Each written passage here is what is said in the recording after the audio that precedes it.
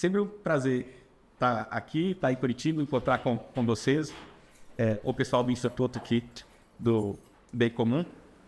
E esse tema é muito caro a mim, uma coisa que eu acho muito importante. E eu acho muito importante, inclusive, esse momento do qual a gente pensa sobre política, não pensando apenas na política partidária, política dos temas urgentes do dia a dia, mas a gente consegue recuar e pensar sobre os princípios.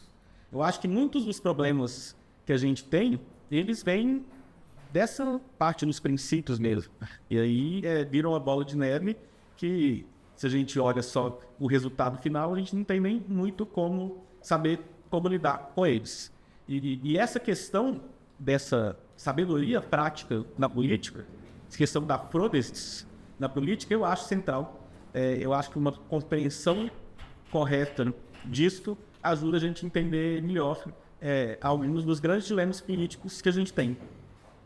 O que é essa sabedoria prática? Na verdade, quando falo em sabedoria prática, eu estou pensando no termo grego phronesis, que é uma palavra, isso é interessante, que tradicionalmente traduzido por prudência, que é a palavra latina que traduz prudência, de fato é prudentia. Então, natural é que isso fosse traduzido em português com prudência.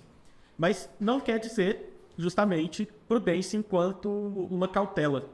Né? Não é ser uma pessoa prudente, não é ser uma pessoa cautelosa nesse sentido de prudência. Ou seja, a gente tem uma palavra que mudou o seu sentido. A gente não tem mais uma palavra na nossa língua que expressa o sentido de phronesis. Se a gente quer falar de phronesis, a gente tem que fazer uma perífrase, tem que usar pelo menos duas, falar pelo menos de sabedoria prática. Poderia falar em sensatez, mas também não capta a totalidade do que a phronesis é. E isso já é sintomático. O fato da gente não ter mais uma palavra para falar do que é phronesis, para falar de phronesis, indica que a phronesis se tornou um ponto cego da nossa cultura. Ou seja, é uma realidade que a gente não consegue nem, ao menos, nomear direito. E, de fato, quando a gente pensa em sabedoria prática, a gente consegue entender mais ou menos o que é. Mas a gente, em geral, conta nos dedos as pessoas que a gente conhece que são dotadas de sabedoria prática.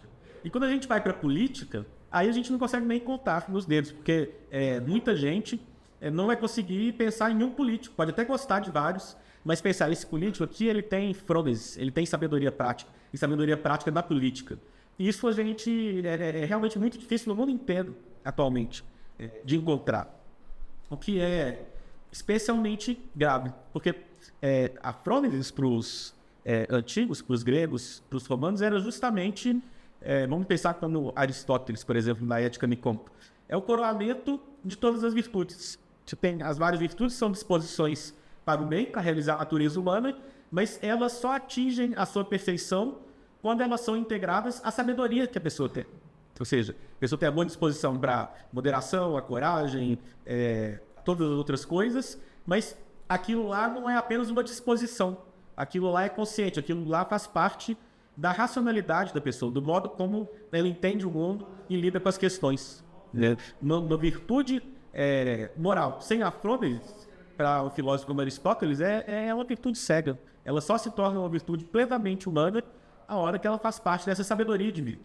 Ou seja, para Aristóteles, o ser humano maduro, ele é essa pessoa dotada de phronesis. E mais ainda, para os antigos, para Platão isso é muito claro, para Aristóteles é assim também, e para os filósofos em geral. A virtude política por excelência é a phronesis, é a sabedoria. Então a gente pega um diálogo como o Gorgias, por exemplo, e o Gorgias é um diálogo interessante, porque ele começa como um diálogo sobre o que é a retórica, depois vira uma crítica à filosofia, depois termina com um mito escatológico, né, sobre quando seria o destino das almas após a morte. E aí fica difícil, já vi essa discussão, qual que é o tema do Gorgias? Eu já vi gente falando até que não tem unidade, mas a unidade do Gorgias é justamente a phronesis enquanto virtude política. É isso que integra todas essas coisas, né? Porque a retórica tem que ser usada com phronesis, né? A filosofia, para Platão, será esse caminho para a phronesis, e a política tem a ver com a vida humana em geral, desde as coisas mais básicas de subsistência material até o destino último do ser humano. Então, a frônesis, ela era vista como essencial pelos antigos e, na verdade, por todas as culturas ela é vista como essencial. Cada cultura vai ter o seu nome, vai falar no seu recorte, mas todas estão pensando nisso. E aí, isso é uma questão importante. Por que a gente se esqueceu da frônesis? E por que a gente se esqueceu da frônesis na política? E uma parte da resposta tem a ver com as filosofias e as práticas políticas que foram sendo desenvolvidas a partir do século XVIII, principalmente. Então, toda a filosofia iluminista e as filosofias herdeiras do iluminismo, o positivismo, certas formas de liberalismo, o comunismo, a etnocracia, etc., mas também as práticas políticas. E muitas vezes tem vários livros bem importantes que descrevem, cada um na sua perspectiva, essas transformações políticas que foram ocorrendo no Ocidente a partir do século XVIII, se propagando pelo mundo todo.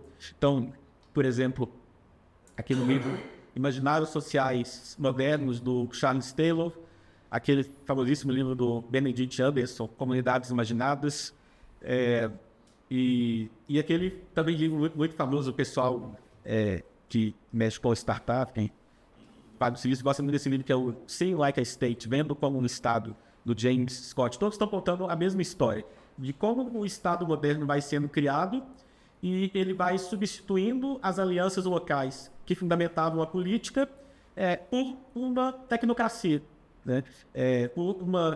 Ele vai se legitimar como uma maneira científica de lidar com grandes quantidades de população. E até porque é justamente isso, né? A política se torna cada vez mais centralizada. Isso aí, desde as ideias iluministas que falam que a gente chegou nessa idade madura da razão, até o positivismo aplicado à política, com esses esquemas de planificação.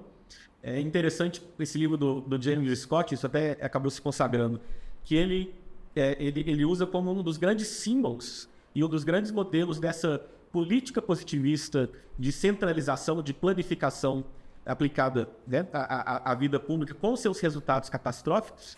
Um dos símbolos para ele é a criação de Brasília. Essa cidade planificada que era para ser um futuro maravilhosa e criou inúmeros problemas sociais no seu entorno, né? Ele também fala de outras coisas, né, dessas políticas em alguns estados de tornar mais científica, mais produtiva a agricultura, que levou a fomes em vários estados, né, desde a União Soviética até países da África e outros casos assim. Mas, então, é isso. O Isaiah Berlin, aquele famoso filósofo político, ele fala sobre isso também. Ele tem esse ensaio, chama Julgamento Político, e lá ele diz algo parecido com o que eu estou querendo falar aqui. Ele fala desses filósofos e reformadores políticos do século XVIII e XIX, como Saint-Simon, Fourier, Comte, Hegel, Marx e Spengler, que na sua busca por uma ciência do humano capaz de estar de modo infalível as ações dos estadistas, tal como a física detectaria o maquinário das fábricas, né, acabou levando a grandes desastres. E aí ele coloca como os resultados práticos das filosofias desses autores políticos como Lenin, Stalin e Hitler, que justamente o que eles estavam tentando fazer, essa política baseada numa filosofia centralizadora que daria conta da totalidade da experiência humana. Então, tem que ter essas duas coisas, que elas se encaixaram muito bem. Em primeiro lugar, essas filosofias, com essa híbris, essa pretensão de que uma filosofia, ou seja, princípios abstratos, conseguiriam resolver de um modo científico todas as questões humanas. E, em segundo lugar, isso veio ao encontro de um modo muito útil para os políticos a esse novo projeto político de expansão do Estado, de centralização e de expansão, né? Essas grandes nações contra essa tradição de poderes locais. E aí, até hoje a situação é essa. Já em meados do século XX, o James Burnham escreveu aquele livro sobre a Revolução Gerencial, falando que, né, que estaria breve e, de fato, o que ele falou aconteceu. Né? Esse momento que quem, de fato, manda no mundo são os burocratas, os administradores e os gerentes. Né? Essas pessoas que detêm essa ciência de administração de um grande número de pessoas. Mas, hoje em dia...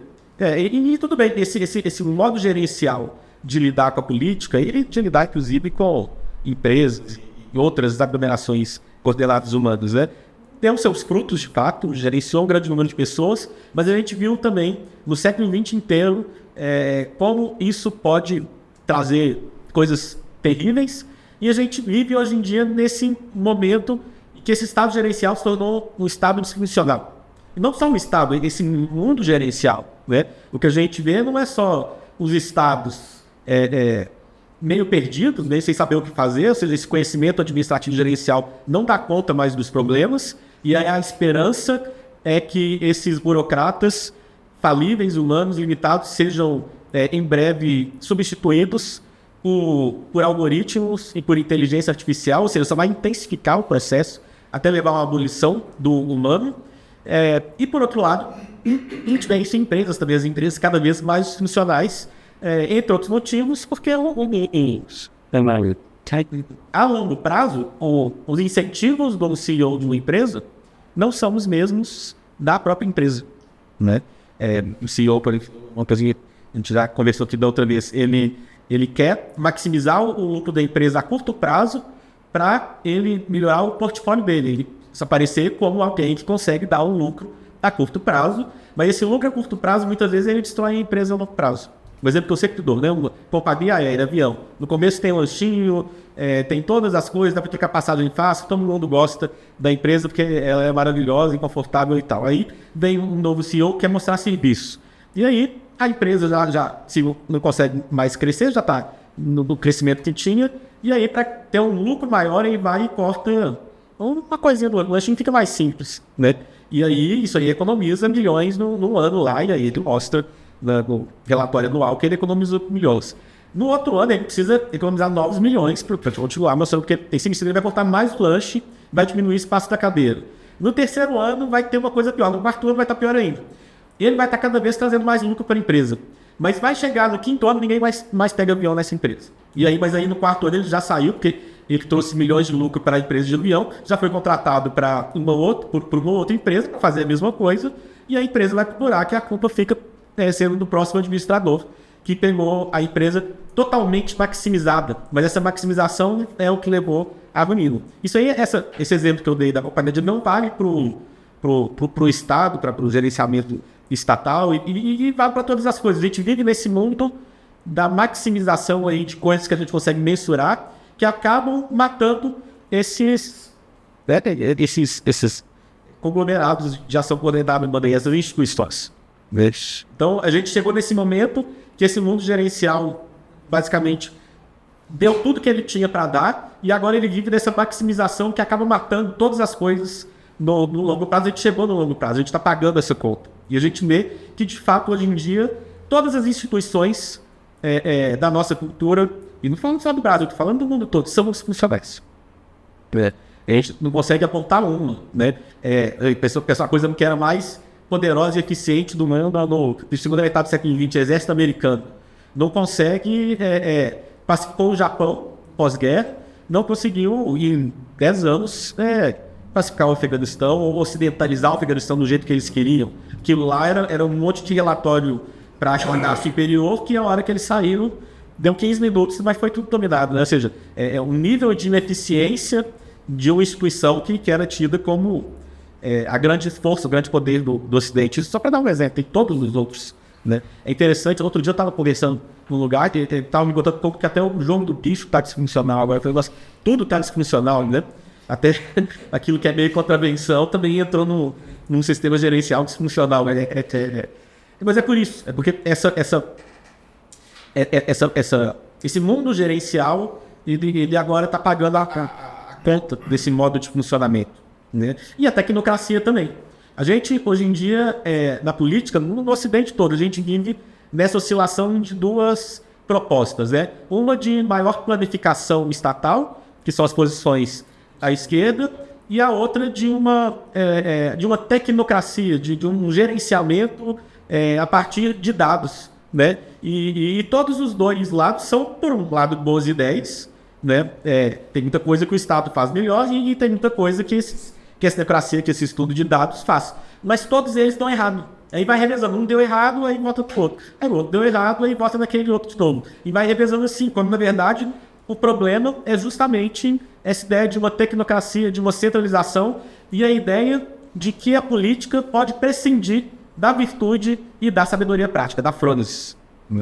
Essa coisa dos dados, isso é muito interessante. Essa tecnocracia baseada em dados leva até coisas que a gente pode ouvir ou chorar. Aquele famoso clássico que o Michael Sandel conta em vários momentos, que na República Tcheca estavam querendo aumentar o imposto sobre cigarro, e aí a Philip Morris fez um estudo mostrando como que o cigarro, na verdade, ajudava o Estado a economizar dinheiro, porque ele matava as pessoas mais rápido, né? E aí, inclusive, fez um cálculo, a vida humana custa, inventaram lá, $20 mil, $30 mil, qualquer preço, né? Você mensurar a vida humana em dinheiro já está errado, né? Mas esse pessoal que baseia tudo em mensuração não tem como não fazer isso. Tem aquele livro também, que já citei aqui na última palestra, que chama Tirania da Métrica, do Jerry Muller.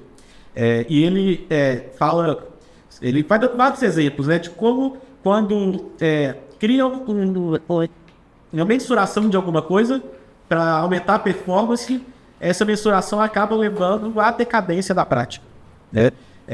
Então, um grande exemplo são essas provas que fazem para medir a educação de um país, tal. Isso começou nos Estados Unidos, a educação dos Estados Unidos piorou muito depois que começaram a fazer a prova, e o Enem brasileiro eu nem preciso falar, eu sempre falo, na verdade, que é uma grande catástrofe do ponto de vista administrativo e gerencial, é uma obra de gênio, porque você pega uma prova num país também continental como o Brasil e não dá tão errado assim, né? Ou seja, é um feito administrativo realmente grande, mas na prática, o que ele queria fazer, né, ele traz mais prejuízos que benefícios. E é muito engraçado, porque quando eu falo isso com pessoas mais velhas do que eu, todo mundo me xinga, fala, você é louco, o Enem é maravilhoso, integrou o país, é um feito gerencial brilhante e tal. Quando eu falo isso com os meus alunos de faculdade, todos concordam na hora. E por quê? Porque são eles que sentiram o peso de ter a vida decidida em um dia do ano. Um dia que eles podem acordar passando mal, um dia que o ônibus pode estragar, né? Nem a sensibilidade tem o Enem pelo menos 2 vezes por ano. Nos Estados Unidos, no SAT, ele pelo menos tem mais de 1 vez por ano. No Brasil é 1 vez por ano, e aí quem, por algum motivo, não deu certo naquele dia, no mínimo perdeu um ano, né? Sem contar que você cria um sistema que um burocrata em Brasília vai decidir a educação toda do país, um país desse tamanho, que devia ter uma diversidade, né, pela própria diversidade das regiões, fica mais ou menos centralizada, porque o Enem é centralizado. Você dá o poder para o grupo político que está no poder, para a pessoa que foi nomeada, para decidir toda o que vai ser estudado no segundo grau, pelo menos. E mais ainda, assim, aquilo que é mensurado nessa prova é a única coisa que vai importar, de fato, no sistema educacional, né? Então, tem isso também. A hora que você faz uma prova para avaliar a qualidade da educação, o objetivo daquela instituição educacional é passar na prova. E não mais o objetivo que existia desde o começo, que era educar segundo os parâmetros que foram decididos, né? Mas passar naquela mensuração. Outro exemplo que eu dou também, que o Jerry Miller dá, que começaram a fazer um ranking lá nos Estados Unidos em algum momento, acho que foi nos Estados Unidos, dos cardiologistas que faziam operação do coração e mostrar assim, aqueles em que durante a operação as pessoas morriam menos, né? Para ver quem eram os melhores, aí todo mundo ia dos que morriam menos, claro, né? Óbvio. Só que aconteceu, os cirurgiões começaram a dispensar os casos mais difíceis, porque eles, né, tinham mais chance de morrer. E aí você pega só caso fácil, aí ninguém morre, fala, esse cara é o melhor. E a pessoa que pegou os casos difíceis, que é onde a verdadeira habilidade virtude do cirurgião valeria a pena, esse aí eles, né, era só quem estava em provocação, ou era corajoso, e aí ia ter seria penalizado estando num ranking pior. Então, essa questão da mensuração, eu não estou falando que a mensuração, que esse aparato, essa sabedoria técnica não é importante. Eu estou falando que quando ela vira a única coisa, ela traz resultados desastrosos. E é o que a gente está vendo. Eu acho que essa é a fonte desses grandes problemas políticos que a gente está vendo aqui no mundo inteiro, né? Como eu falei, a esperança das pessoas é que apareçam melhores administradores burocratas que não são mais humanos, que são inteligência artificial. Mas isso aí é realizar o objetivo do Arnold Schwarzenegger no Exterminador do Futuro 1, né? No 2 não, no 2 ele é contra. Até ele é contra, mas no 1, que é a abolição do humano mesmo, para usar a expressão do C.S. Lewis aqui, né? A gente ser governado por máquinas. Então, contra isso, o que deve ser feito é essa recuperação do humano e do que a gente tem de mais humano. Como Aristóteles sempre falou, que nos diferencia dos outros animais é que nós somos seres racionais. Uma razão que não é só pura teórica, mas que é uma razão prática também, né? Nós somos seres que lidamos com as questões práticas da vida de uma maneira racional. E isso é a Frones. Isso é sabedoria prática. E para falar sobre o que é sabedoria prática, eu queria então pensar em alguns princípios. O primeiro deles é que a Frônesis, ela é uma sabedoria do concreto. Ou seja, ela não é uma teoria que vai resolver todos os problemas humanos, porque isso é impossível. A condição humana ela é complexa demais para ser esgotada num recorte abstrato do real. Ou seja, em uma doutrina filosófica. Isso não quer dizer que ela é antiteórica ou antifilosófica. Uma pessoa sábia, ela encontrou princípios verdadeiros.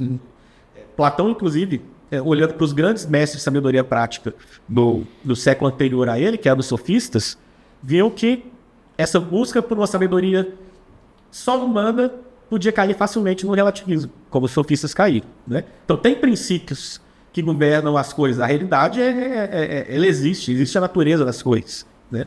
Mas a hora que as coisas vão para o concreto, elas se tornam complexas demais para serem esgotadas numa teoria. Então, não é questão de uma teoria melhor substituir a outra. Claro que tem teorias melhores e piores, né? Mas é questão de entender que os princípios se manifestam no concreto, mas o concreto é sempre mais complexo do que a teoria. E isso é a sabedoria prática, é saber nas situações concretas como agir. E isso que é importante, é isso que é o difícil da sabedoria prática. E é por isso que ela foi esquecida também. Isso é muito difícil, não é fácil. No meio da confusão das situações concretas, a gente saber qual que é o melhor curso de ação. É mais confortável ter uma teoria que vai justificar os nossos erros ou acertos, principalmente os nossos erros, né? Ou um algoritmo que vai resolver isso para a gente, ou dados, né? Que vão tirar da gente a responsabilidade do risco da escolha. Mas ter sabedoria prática também é se sujeitar a falhar, mas é ser uma pessoa que faz isso menos do que outros que não têm essa sabedoria. Em segundo lugar, ela privilegia o qualitativo e não o quantitativo. O que não significa que ela nega o quantitativo. Eu de modo nenhum estou negando todo o benefício que toda a tecnologia que foi sendo desenvolvida e as especialidades e todas essas coisas tem para a política. Lógico que tem, né? As coisas têm que ser mensuradas.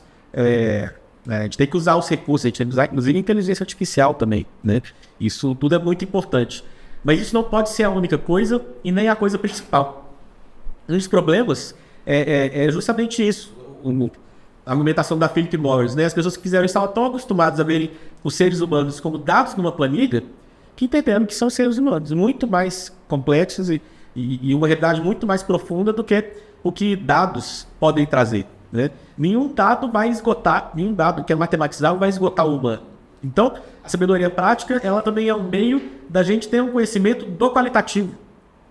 E hoje em dia, nesse mundo da técnica, a gente acha que o conhecimento ele se reduz ao quantitativo. Mas isso também é falso. Existe um modo da gente se aprofundar nesse conhecimento do qualitativo, né? E a Frones, a sabedoria prática, tem a ver com isso. Em terceiro lugar, a Frones, ela é um tipo de sabedoria que vem da integração, ela é integrativa, dos vários aspectos da realidade. Isso é muito importante para vários sentidos. Em primeiro lugar, hoje a gente vive num mundo de especialistas. E é claro que é excelente ter especialistas, eles são fundamentais para a política. A gente tem que ter bons economistas, bons advogados, bons sociólogos, bons engenheiros, bons técnicos de computação, etc. O problema é que quando as pessoas são apenas especialistas, como é que eu dizer, o economista vai ver as questões políticas só do ponto de vista econômico, que é redutível, ele existe, mas ele não é tudo. O sociólogo vai ver tudo como uma questão social, o engenheiro como um caminho de processos, um advogado como uma questão de leis, né? E a realidade humana ela é tudo isso e muito mais. Então, a sabedoria vem da capacidade de integrar esses vários pontos de vista, inclusive de se aconselhar com os especialistas, mas no mundo em que o conhecimento, a gente entende como conhecimento apenas o conhecimento especializado, né? A gente tem que aprender com filosofia clássica, com os antigos, que existe esse conhecimento arquitetônico, conhecimento do todo. E esse é um conhecimento que é fundamental para a arte política. Você tem que ter uma visão do todo para você poder gerenciar a sociedade como um todo, né? Os especialistas vão estar lá para aconselhar, eles têm que ser ouvidos, mas tem que ter alguém para fazer essa integração. E a sabedoria prática é essa capacidade, essa virtude capaz de fazer essa integração. Isso é importante, né? Mas em segundo lugar, quando eu estou falando de conhecimento integrativo, é a capacidade de integrar as várias posições num debate público. O que a gente vê hoje, que é o política feito por marqueteiros, por pressão sistêmica mesmo, né? O político que não contrata um bom marqueteiro simplesmente vai perder a eleição. Mas acontece que as pessoas estão começando a perceber isso, mas no fundo não tem uma ideia política hoje em dia que a gente tenha, todo mundo aqui, eu inclusive, né? Que não tenha passado pela cabeça de um marqueteiro. Ou seja, ela tenha sido simplificada e modificada de modo a causar um maior impacto, especialmente o impacto criar um desejo, mas principalmente a ira. A ira é o motor da política maior do que o desejo, inclusive, né? Então a gente vive de fórmulas, de clichês que não dão conta da experiência concreta dos políticos. Eles falam todas aquelas coisas que os marqueteiros falam para falar, porque senão perde a eleição, né? Então todo mundo tem que falar mesmo, e aí na hora que vai fazer política é muito mais complicado, entendeu? E aí tem todos os problemas com isso, porque o povo não vai querer entender, porque foi me falado para ele que foi outra coisa, e quem julgar, né, do modo mais simplificado, vai ganhar mais voto e vai ganhar a eleição, então você vai levando a polarização. Então, é esse tipo de coisa que faz transformar uma democracia numa demagogia, inclusive, né? São essas simplificações criadas pelos marqueteiros. Na Grécia aconteceu a mesma coisa, mas eram os sofistas, né, os primeiros marqueteiros políticos. E que simplifica as questões e fazem as pessoas olhar apenas um lado das questões.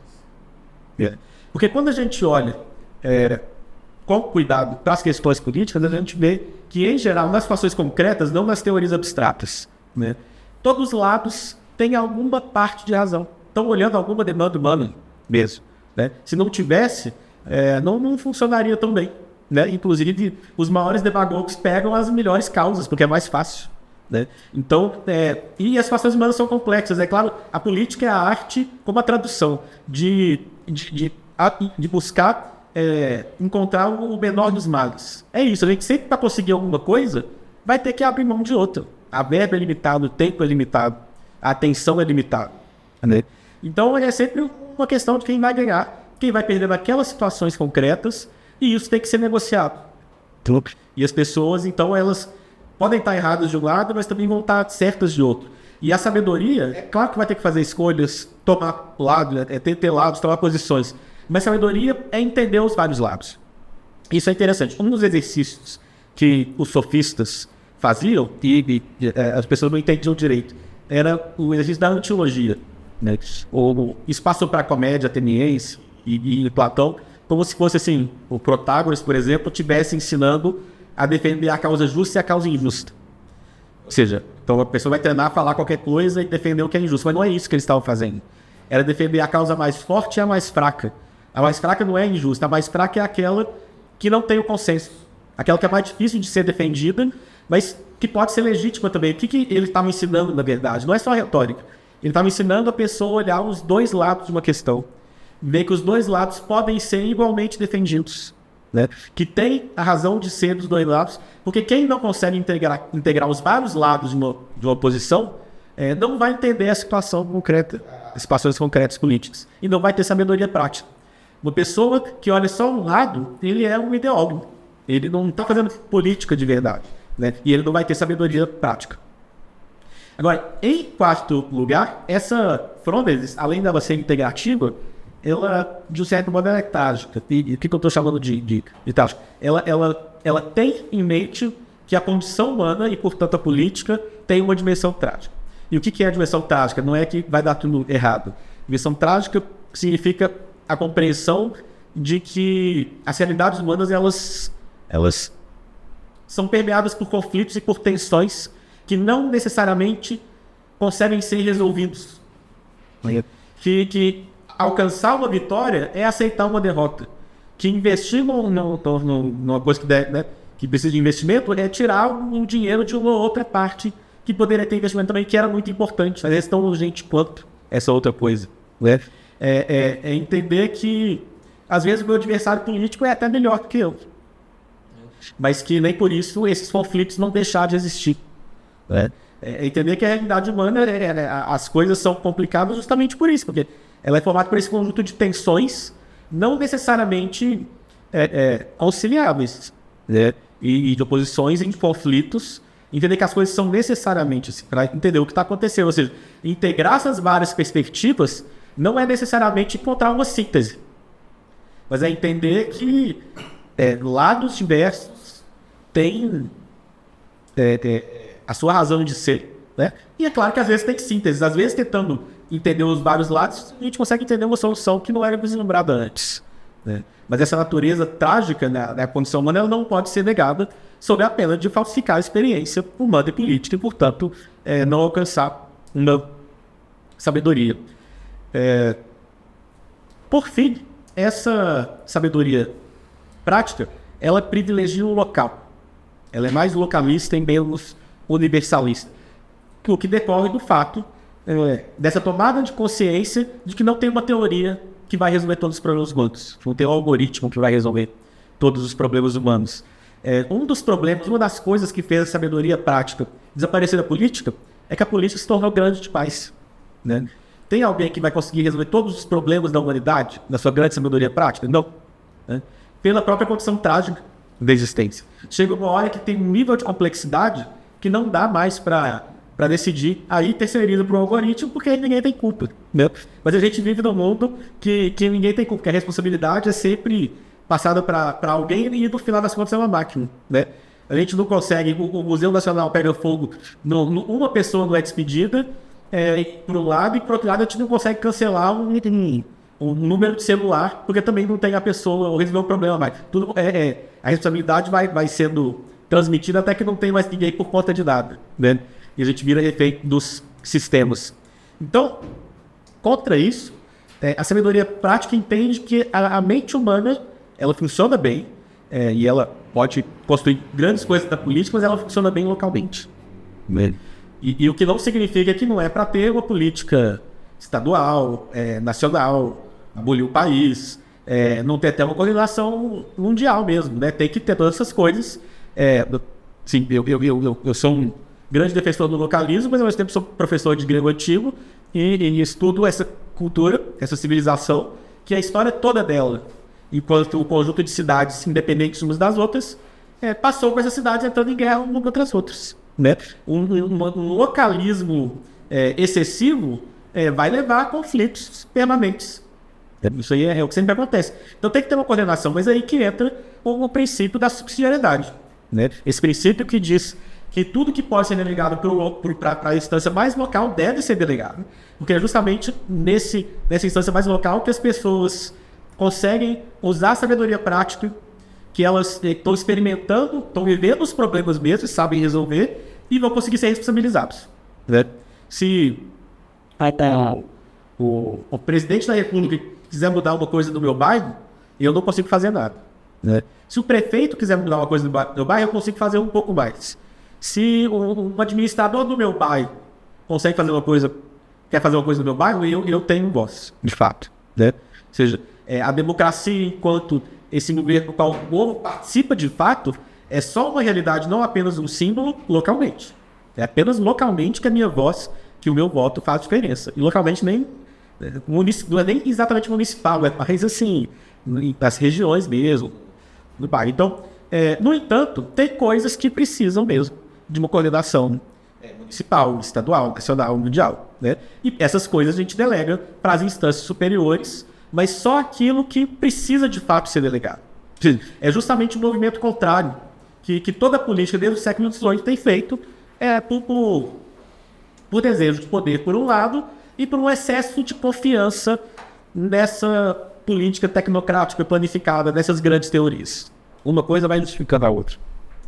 Mas então, a subsidiariedade é esse caminho, esse princípio capaz de fazer a política se tornar uma política real, novamente, no qual as pessoas, de fato, têm participação, no qual a sabedoria prática, de fato, pode ser alcançada, né? Só para dar um exemplo bem simples, não estou falando de resolver guerra ou resolver o problema da pobreza, mas sistema educacional. Por que a educação ela sofre de tantos problemas no mundo inteiro? Por que ela funciona no mundo inteiro?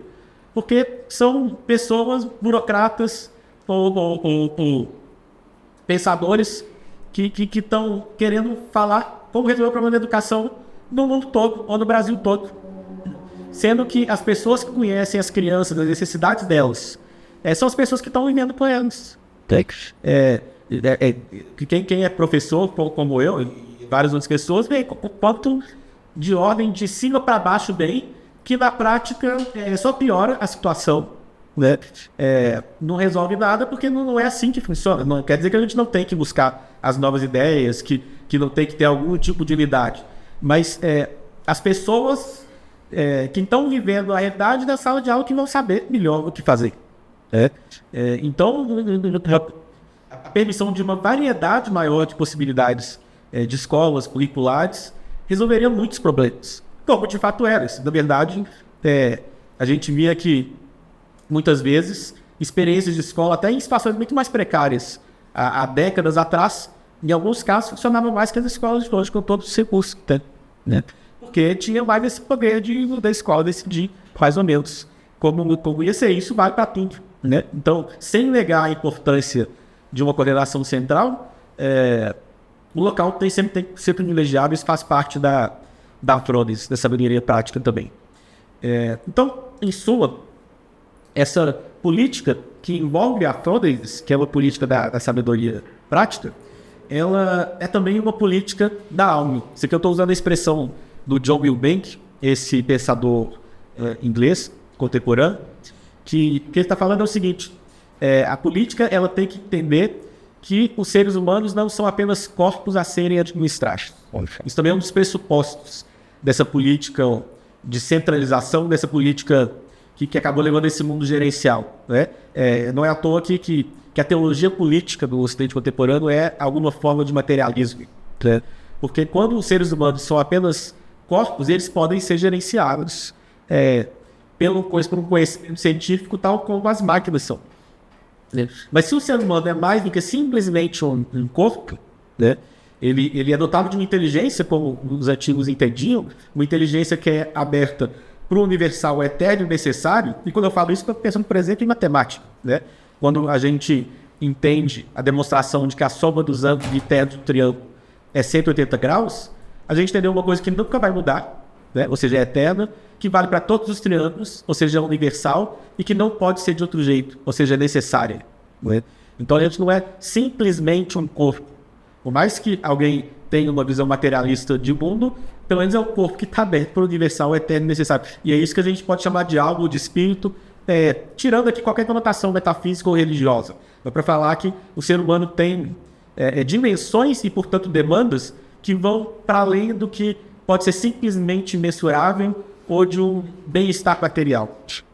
O ser humano é mais que isso, ele é dotado dessa sabedoria prática e portanto, a sabedoria prática ela vai ser inescapável numa política que quer ser, de fato, humana, né? Que não queira, no fim das contas, essa expressão que eu tenho usado aqui várias vezes, levar essa abolição do homem, como tudo parece indicar, se as coisas continuarem andando do jeito que estão, é o que vai acontecer, né? E inclusive com as pessoas pedindo para que isso aconteça, né? Dada essa falência do Estado gerencial. Mas então, se a questão é assim, como recuperar uma política da prudência, recuperar a Frôdesis na política, né? Em primeiro lugar, as pessoas têm que voltar a falar disso, né? E, antes de tudo, perceber a importância disso, de fato perceber, né? Então, fica aí o convite de vocês avaliarem se isso faz sentido ou não e de verem como transmitir essa ideia de outros jeitos também, né? Mas, em segundo lugar, isso tem que ser tornado possível novamente. E só se torna possível se a gente pratica a Frôdesis nas pequenas coisas primeiro. Claro que na nossa vida, mas também na vida política numa escala menor. E aí a importância da recuperação das instituições intermediárias da sociedade. Contra essa centralização, tem que voltar a importância da associação de bairro, das várias ligas profissionais, religiosas, de confrarias, de pessoas que se juntam para resolver algum problema concreto. Ou seja, parar de terceirizar tudo para o Estado gerencial e as pessoas voltarem a agir politicamente, a realizar a natureza humana, que, como a história dizia, o ser humano é um animal político, não quer dizer entrar no partido e votar, quer dizer agir politicamente, ou seja, resolver problemas que vão para além dos problemas pessoais ou do círculo pessoal, né? Ou seja, servir o próximo mesmo, né? E isso é o que desenvolve essa que é a verdadeira escola de sabedoria prática, mas também é isso. Voltar a fazer, né, essa pressão política que pode ser feita para que uma política da Frôdesis volte, existir uma pressão, de fato, para que o princípio da subsidiariedade seja aplicado, né? Então, para que as coisas cada vez mais ganhem uma autonomia local, não precisa... Tem dia que eu não preciso destruir Brasília e tal, assim, mas acabar com o Brasil, mas tem que, de fato, ter o que tem que acontecer lá, a coordenação nacional, é lógico, é importantíssimo, mas a autonomia local ela tem que ser valorizada nos vários âmbitos, municipal, das regiões, dos bairros, a autonomia das escolas, dos vários modos de organizar, né? Sem tanta legislação que unifique todo, o tempo todo. No Brasil, a gente gosta tanto de lei que a gente legisla até sobre a língua, né? A pessoa dá faz um documento lá e o jeito de escrever a língua, né, muda, a ortografia muda. E a pessoa que ficou 40 anos escrevendo de um jeito tem que aprender depois a escrever de outro, né? Para nada, né? Assim, porque vai unificar toda a língua portuguesa e nem unifica nada, ou seja, né? Assim, é uma híbris mesmo, essa desmedida de achar que tudo é passível de uma legislação unificadora e que isso melhora as coisas. Quando cada lei que é criada é um problema que é criado, é uma educação do corpo que é criada, e a verdade, como ninguém dá conta de todas as leis, ninguém mais sabe tão bem o que tem e o que não tem que fazer, né? Essa ideia que está no Gorgias de Platão, que as leis são um modo de educar as pessoas para a virtude, se perdeu, porque a gente não sabe quais são as leis, né? E são tantas e mudam tanto que esse processo pedagógico ele deixa de funcionar bem. Mas a coisa mais importante de todas, para que a sabedoria prática volte à política, é que as pessoas voltem a ter sabedoria prática. É lógico, né? A hora que isso começa a aparecer, isso começa a se mostrar desejável e mais pessoas vão querer. Só que a questão é a seguinte: as pessoas não se tornam, né, não alcançam a Frôdesis porque querem ou porque gostariam de ter ou por nascimento. Não é assim. Tanto que não existem jovens, né, menino de 10 anos com grande sabedoria prática. Isso aí é até esquisito, né? Ou seja, existe um processo pedagógico. As pessoas elas não nascem sábias, elas se tornam pessoas sábias se elas conduzem a vida para isso. Tem uma educação para isso, né? E o que não é uma educação que a gente tem que inventar. Ela sempre foi conhecida na cultura e na tradição ocidental e nas outras todas, né? Toda civilização tem o seu caminho para a prudência, porque toda civilização precisa de pessoas que sabem o que estão fazendo, para essa civilização não entrar em colapso, né? Então tem o caminho tradicional chinês, hindô, de todas as culturas, e tem o caminho tradicional ocidental, foi sendo desenvolvido na Grécia, chegou até metade do século XX, funcionando, mas depois, justamente por causa dessas coisas, por causa da importância dessas filosofias centralizadoras e e nesse desejo de tornar tudo científico, e então de terceirizar o nosso discernimento, né, para algoritmos, procedimentos e tal, isso acabou desaparecendo do sistema educacional, que se tornou um sistema mais voltado para ensino da técnica e de uma profissão, e a sabedoria prática foi sendo deixada de lado. Quando o pessoal fala que quer fazer uma educação para a cidadania, na verdade o que a pessoa está querendo falar é isso, a gente queria pessoas com alguma sabedoria. Mas como a questão não é nem mais entendida do modo correto, essa educação para a cidadania em geral não funciona, ela se resume a um conjunto de clichês, no máximo as dinâmicas, que ninguém quer aprender nada e ninguém aprende nada. Porque não é assim, não é falando para um estudante, né, para um jovem, seja um bom cidadão, respeite o outro, que as coisas vão melhorar. Não é assim, né? As pessoas têm que ir adquirindo esse discernimento. E que é um processo que custa, mas que ele é inescapável se a gente quer que uma sociedade floresça. Então, a gente não tem que inventar nada, a gente provavelmente tem que adaptar, porque nesse mundo da técnica e de toda tecnologia que veio, claro que vale a integração dessas coisas, né? Mas os princípios estão lá. E que princípios são esses, né? Que isso foi pensado exaustivamente pelos gregos e depois pelos romanos, ao ponto de que a gente pode falar que a cultura grega inteira, pelo menos a que chegou até nós pelos textos, é uma cultura voltada para a aquisição da frutas. E aí são 4 princípios. O primeiro deles, Aristóteles vai falar, não tem ninguém que tenha sabedoria prática, que tenha frutas, que não tem experiência. Então vou usar os termos gregos também para ter uma clareza conceitual aqui, é a empiria, né? Tem que ter experiência. Quem não tem experiência, que não passou na pele, né, por várias situações, problemas, etc., isso aí não vai ser conhecimento encarnado de modo a ser de fato efetivo. Né? Então, a primeira coisa é a experiência. Mas só a experiência não adianta, porque se só a experiência adiantasse, todo mundo, quando vai ganhando idade, ia se tornando um sábio, o que a gente vê que, obviamente, não acontece, pelo menos mais. Inclusive, antigamente acontecia um pouco mais, mas hoje em dia, de fato, não acontece. Então, a segunda coisa que tem que ser feita, os gregos chamam de melete, que é a meditação da experiência. Então não adianta só viver, tem que parar e pensar, olha, o que deu certo, o que deu errado, como que eu deveria ter feito. Os sofistas já tinham no século V esses exercícios que eles pediam para alguém dar uma situação hipotética e aí falar, como é que você agiria aqui? E aí discutir essa situação hipotética. E assim a pessoa ia ganhando discernimento nessa discussão com o mestre. Isso também é a meditação, né? Tanto na experiência real quanto na experiência possível. Mas só experiência e só meditação também não adianta se a pessoa é uma pessoa mal intencionada, né? Se ela quer viver contra o que é a natureza humana, se ela pensa só nos seus próprios interesses e tem uma visão mais ampla, né? Ou seja, a razão dessa pessoa é confinada ao pessoal, ela não tem dimensões universais. Então, a frônese ela não existe se não existe a areté, virtude.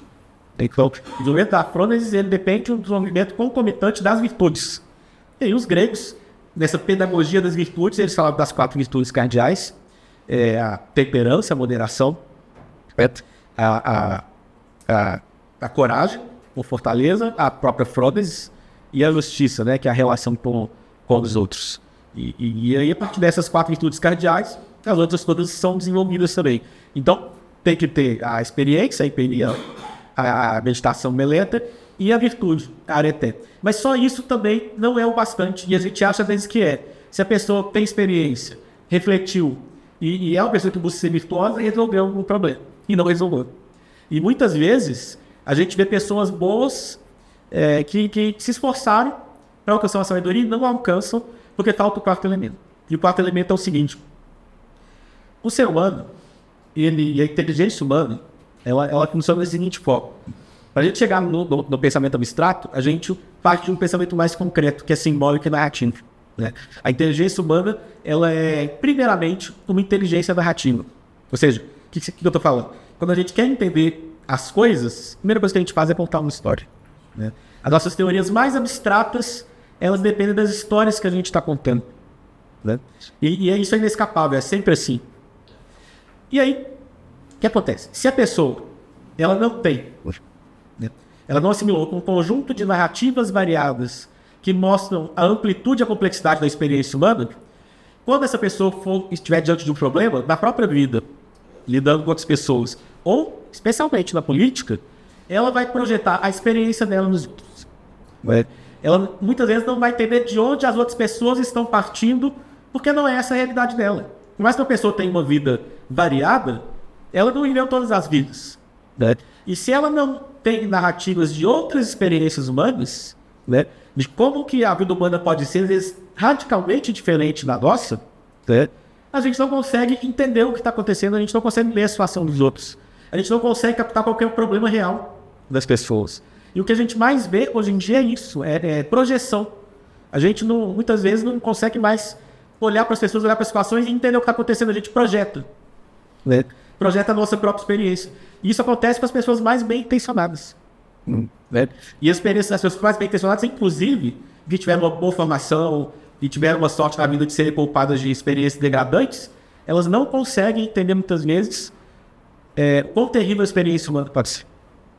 Como desagregadora a condição humana pode ser. Porque não passou por isso. E não tem a narrativa disso.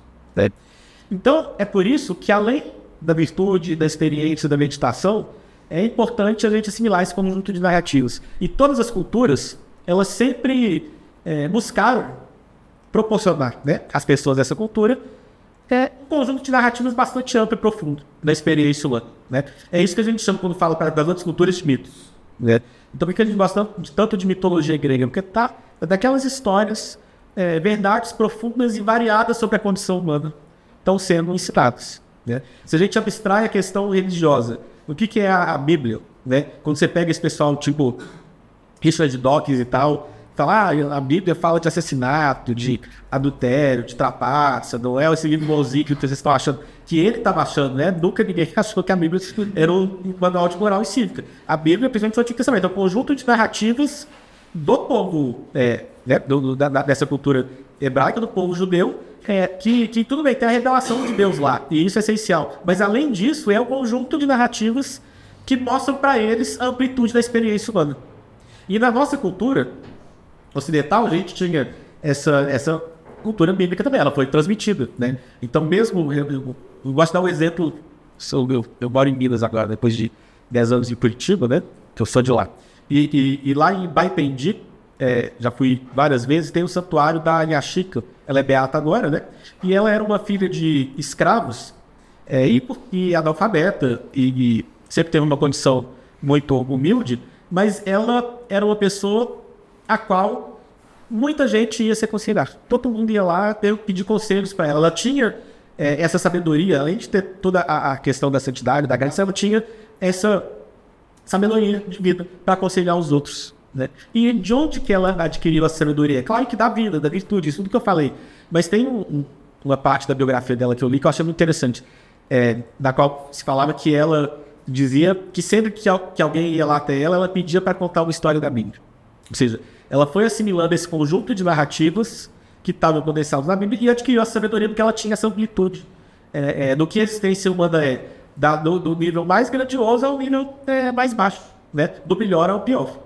O que acontece é que, recentemente, nas últimas décadas, nossa cultura, no Ocidente inteiro, abriu mão dessa herança bíblica, mesmo quem às vezes religioso, não é formado nessas narrativas, e essas narrativas foram substituídas pelas narrativas da cultura de índice, cuja finalidade não é levar as pessoas a uma sabedoria, a uma visão ampla e profunda da experiência humana, mas é ganhar dinheiro, é entreter para as pessoas irem lá para quando elas querem descansar. Eu estou falando contra a cultura de massa, mas a pessoa quer descansar, ela vai ver um filme lá, meio bom, uma comédia romântica, tem um final feliz, a moça veio com o namorado, vai estudar arte na França, aí o cara descobre que ama ela e vai no aeroporto quando o avião está quase saindo, ele se declara tal, e é um final feliz, e todo mundo fica feliz, é bonito, tal, é legal. Só que acontece o seguinte, esse virou o modo, esse virou o símbolo narrativo da gente entender o amor humano, as relações humanas. A comédia romântica termina com a declaração do aeroporto. Eu falo com meus alunos e eles riem porque eles se identificam na hora. Eu falo assim, comédia romântica destruiu a vida de todo mundo aqui. Por quê? Porque a gente não tem um conjunto de narrativas que expliquem a realidade do relacionamento entre as pessoas. e do que é um amor, com todas as dificuldades, não vai resolver indo para o aeroporto, tem o garfamento, não é esse o problema que vai ter que resolver, né? Não termina lá, né? Então, e só para dar um exemplo, a gente substituiu essas narrativas que todas as culturas têm. Você pega os indígenas, eles têm lá as histórias deles, que estão transmitindo a sabedoria, os chineses têm, os gregos tinham essa cultura, né, da cristã tinha, e a gente largou essas narrativas e substituiu por narrativas de cultura de massa que não foram feitas para isso. Só que a gente está operando na vida, entendendo as coisas a partir desse tipo de narrativa. Eu costumo falar que a política hoje em dia ela é definida pela narrativa Marvel. Não é possível, claro que isso existe desde antes. Mas todo mundo, quando está mexendo com política, acha que é o Capitão América contra o Thanos, né? Ou seja, o nosso lado é o pessoal bonito, sábio, bem intencionado, e o outro lado é mal, burro, monstruoso, feio e tudo, né? Então, é claro que isso vai levar a uma catástrofe e a política, a democracia se torna refém de uma política schmittiana pura mesmo, né? Ou seja, tudo que importa é a distinção entre amigos e inimigos. A democracia não funciona assim, ela tem que ser mais do que isso, né? E ela pode ser mais do que isso com a sabedoria e com a virtude. Então, se a gente abandonou por vários motivos essa herança narrativa bíblica, né? E a gente não tem outra melhor para colocar no lugar, na verdade tem uma alternativa para isso, né? E a alternativa para isso não é diferente do que os gregos mesmo faziam quando queriam ensinar sabedoria prática do seu sistema educacional, que era voltado para isso, né? Que é uma educação literária, isso que os gregos chamavam de musiqué. Quando Platão falava que a mais educação era ginástica e música, não era música tocar uma harpa, até que era uma lira, né? Até que era também, mas a musiqué, a palavra musiqué etimologicamente significa aquilo que é relativo às musas. E as musas são as patronas das artes, certo? No fim das contas, a educação musiqué era uma educação baseada nos poetas. E aprendia a ler, escrever, falar bem, todas essas coisas que são importantes para a política também.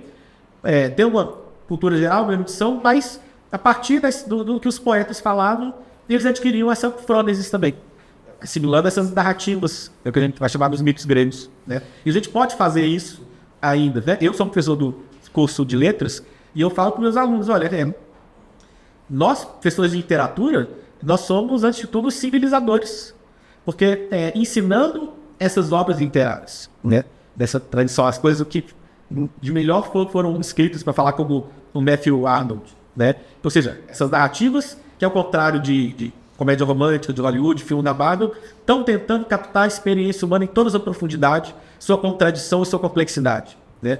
Quando a gente ensina essas obras do jeito certo, a gente está ensinando essa sabedoria prática para as pessoas. Então, essa educação voltada para a sabedoria prática, que era baseada, como eu falei, experiência, na virtude, na meditação, e numa educação literária, ou seja, essa educação que vai assimilando narrativas, vai refletindo sobre elas e vai ensinando as pessoas a usar essas narrativas como símbolos para entender as realidades com as quais ela vai se deparando. A gente lê os livros e fala, isso aqui me fez entender tal pessoa, isso aqui me fez entender tal situação, isso aqui que eu nunca tinha passado, nem imaginava que era assim. A gente vai se abrindo mesmo, né? E aí, quanto mais variadas a literatura que a gente lê e meditar, e aí o trabalho dos professores é essencial aqui também, né? Melhor. Então também não tem essa assim de uma literatura que tem que ser meio... Tudo bem, para certas idades a gente pode ter uma coisa gradual, mas quando a pessoa vai alcançando maturidade intelectual, adolescente, tem que se expor a todo tipo de literatura, inclusive literatura de sarjeta mesmo, para entender que o mundo é um mundo que a experiência desagregadora da humanidade é terrível. E essa literatura ela influencia mal quando ela é só ela que existe, né? Então, o pessoal que cai no niilismo, por exemplo, a gente conhece muita gente assim, né? Numa visão niilista de mundo, só lê literatura niilista, que tem uma visão niilista de mundo. Se a pessoa lesse de tudo, lesse tragédia grega, né? Lesse literatura medieval, lesse literatura, poesia persa do século XIV, e integrasse isso tudo, essa pessoa ia alcançar uma sabedoria. Ou seja, a variedade é importante, a meditação também, né? Para terminar, eu queria dar um exemplo dos gregos mesmo, como que eles faziam isso, e como que isso para eles era não apenas essa busca por essa sabedoria a partir do cultivo de uma inteligência narrativa, não era só uma questão individual, de cada um resolver fazer isso individualmente, mas era uma questão política. e era alvo de políticas públicas. É assim que a gente deve entender a tragédia grega, né? Esse teatro ateniense do século V a.C.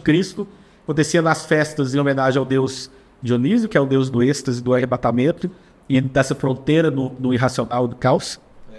E acontecia lá todo ano, e durante 3 dias, as pessoas, toda a cidade ia lá para assistir às peças de 3 tragediões que eram selecionados, né? E quando a gente lê essas peças, a gente vê que o que elas estão querendo ensinar não é uma teoria, um slogan moral, seja um bom cidadão de Atenas, ou ame a cidade de Atenas, não era isso, né? Mas estavam querendo ensinar algo muito mais importante e mais útil para a vida da polis mesmo, que é a Frônese, que é a sabedoria prática. Então a gente pega, por exemplo, um caso como o Édipo Rei, né? Que o Édipo Rei está ensinando? Desconfie de você mesmo, né? O ser humano não tem a visão do todo. E às vezes o que você está buscando, o problema que você está buscando solucionar, o causador é você mesmo. Então, aprender a pensar contra si mesmo. Isso aqui é uma das coisas que os gregos tinham muito em mente, e foi por isso que eles revolucionaram o mundo, e a gente até hoje vive das conquistas deles. A gente pega, por exemplo, naquela trilogia do Ésquilo, a Oresteia, cujo cerne é o dilema de Orestes, né? O pai de Orestes, Agamemnon, grande vitorioso da guerra de Troia, foi assassinado pela esposa, pela mãe do Orestes, que é a Clitemnestra, por vários motivos. O Agamemnon tinha matado a filha deles, etc. Ela tinha um amante.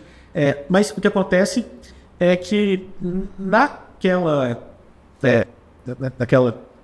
cultura na qual Orestes está, ele é obrigado a vingar o assassino dos pais.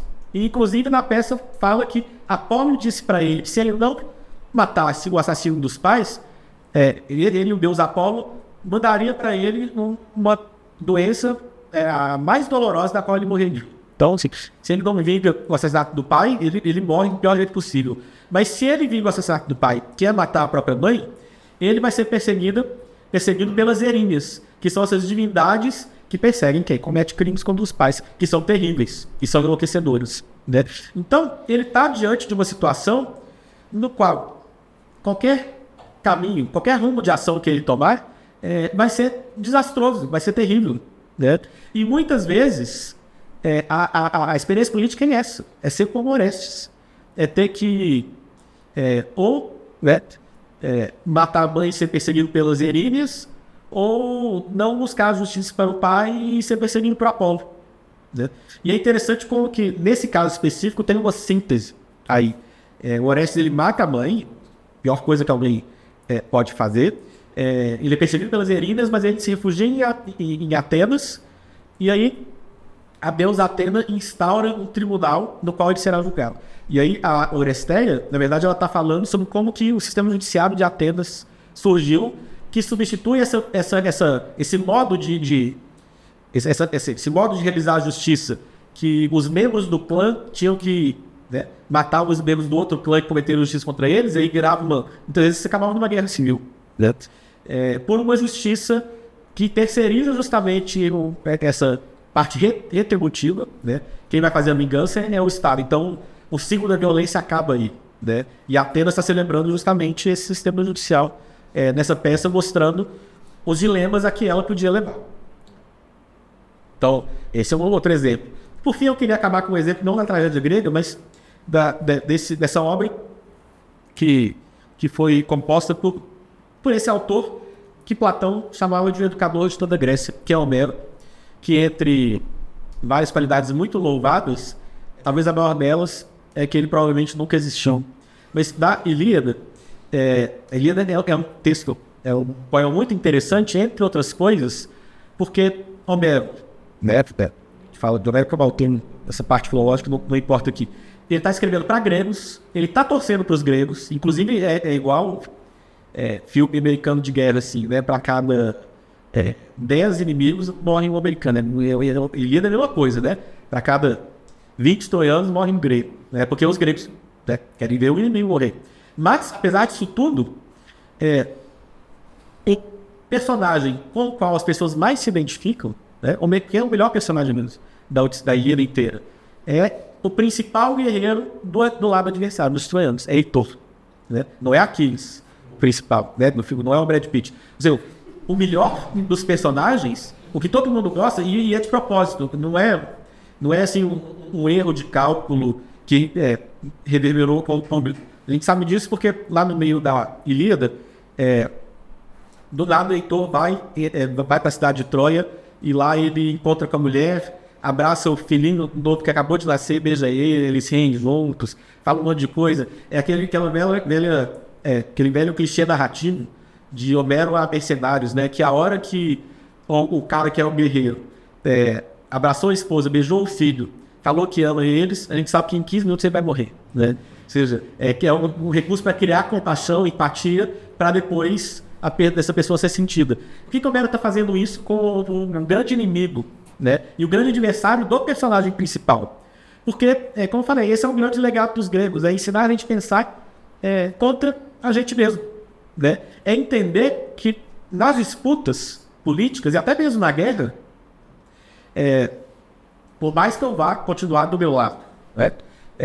Não vou mudar de lado e vou lutar por aquilo que eu acredito e seguir a minha causa e do meu partido, da minha posição política. Quem sabe tem pessoas melhores do que eu do outro lado. Isso muda tudo, né? Isso força justamente a gente ter essa consciência trágica de que as questões políticas não têm uma solução fácil, né? E não quer dizer que a gente vai lavar as mãos e tanto faz. Mas se a gente não tem essa consciência trágica, né, a política parece que vira um jogo, a democracia descamba numa demagogia, como está acontecendo hoje, né? E a sabedoria prática, ela se torna fatada a ser substituída por um algoritmo. Então, esse é o risco que nós todos estamos correndo, e essa é a sabedoria que a gente tem que redescobrir, né, de um modo cada vez mais urgente. E é isso.